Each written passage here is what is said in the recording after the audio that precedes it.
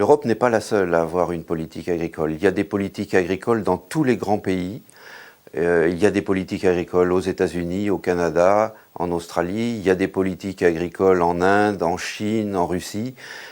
Partout, les gouvernements ont besoin d'assurer la production agricole, de la régulariser et de faire en sorte qu'il y ait le moins de crises possible dans le monde agricole.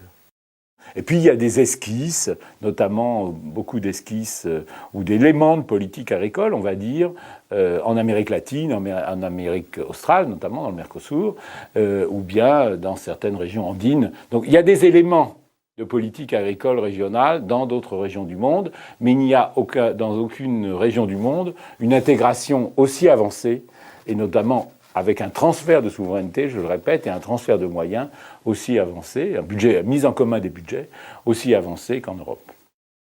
Les États-Unis ont une politique agricole, le Japon a une politique agricole, les grands pays riches ont une politique agricole. En fait, le problème qui se pose aux Européens est à peu près le même que ceux qui se posent aux autres pays développés, c'est-à-dire assurer la sécurité alimentaire, enfin s'assurer l'autonomie alimentaire du pays, pour une question d'ailleurs géopolitique, puis aussi pour que les citoyens soient satisfaits, assurer la qualité et faire en sorte que les agriculteurs ne soient pas les laissés pour compte du développement économique. Donc en fait, on leur transfère des subventions pour faire en sorte, et il y a un gros paquet de subventions aux États-Unis pour soutenir l'agriculture américaine. Il y a des politiques partout dans le monde. Ce qui différencie des politiques agricoles des pays développés des autres politiques, c'est que les autres politiques, elles ne bénéficient pas de subventions, elles ne bénéficient pas de suffisamment de budget public.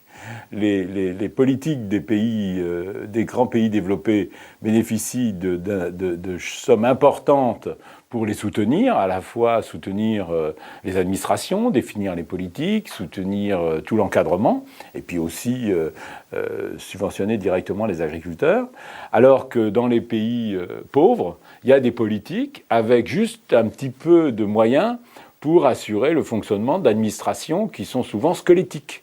Et donc, il n'y a pas de moyens pour soutenir les agriculteurs. Et il n'y a même pas assez de moyens aujourd'hui, après 20 ans de dérégulation, pour assurer des services administratifs, des services d'État suffisamment performants pour qu'ils puissent appuyer correctement les agriculteurs. Donc la question politique agricole, pas politique agricole, il y a des politiques agricoles. La question, c'est quelle politique agricole et est-ce que ces politiques agricoles sont accompagnées de budgets suffisants pour aider vraiment les agriculteurs.